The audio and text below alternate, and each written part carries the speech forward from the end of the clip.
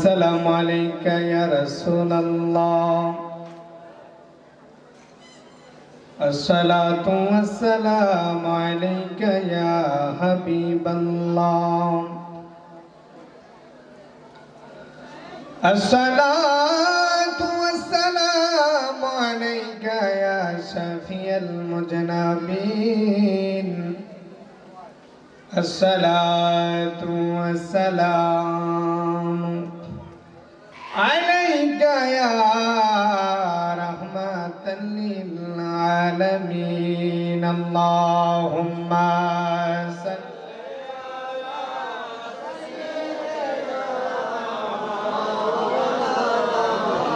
محمد وعلى آله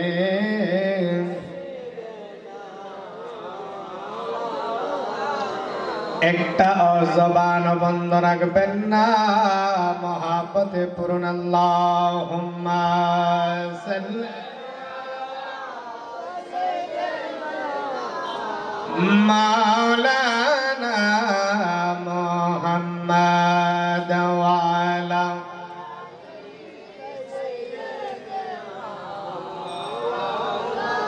বাবার আমার দুরূদ শরীফ পড়তে কি কষ্ট হচ্ছে?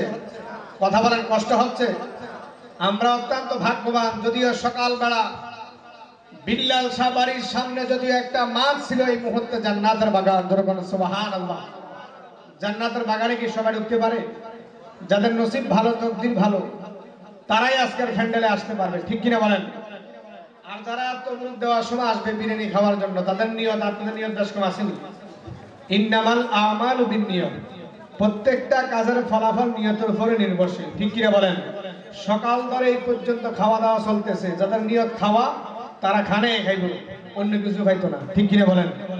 যাদের নিয়ত হচ্ছে আমি এখানে আসবো, আল্লাহ দরবারে দোয়া করবো, ওয়াজ নসিহত শুনবো, এই বিল্লাল শাহ এখানে এসে আল্লাহ দরবারে দোয়া করবো, খাজা বাবার উসিলা নিয়া আল্লাহ এই মনের মাকসুদগুলো পূরণ করবে, এই তার নিয়ত ওই অনুযায়ী হবে, ঠিক কিনা বলেন?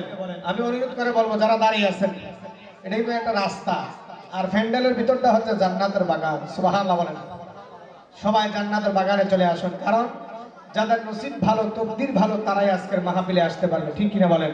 যদি থাকে নসিবে ওরে আপনে আপনে আসিবে, জোর করে মন হরণ কর না বাবা, কর না এই যে ভীষণ যন্ত্রণা। কথা বলেন ঠিক কিনা?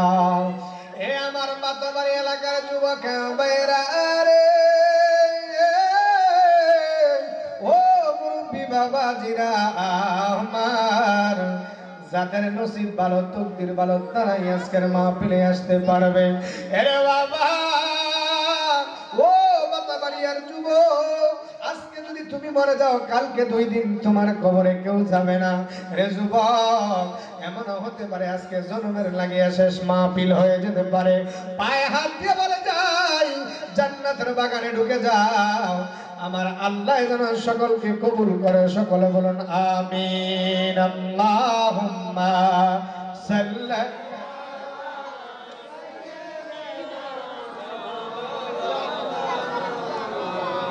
ওয়া আলা আলিহি।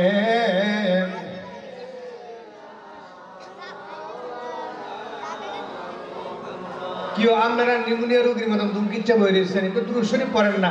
আরে বাবা, নবীর শানে এই পাতাবাড়ি এলাকা থেকে যদি দুরূদ শরীফ পড়েন, আমার রাসূল সরাসরি দেখতেছে, আমার রাসূল খুশি হয়ে যাবে, ঠিক কিনা বলেন?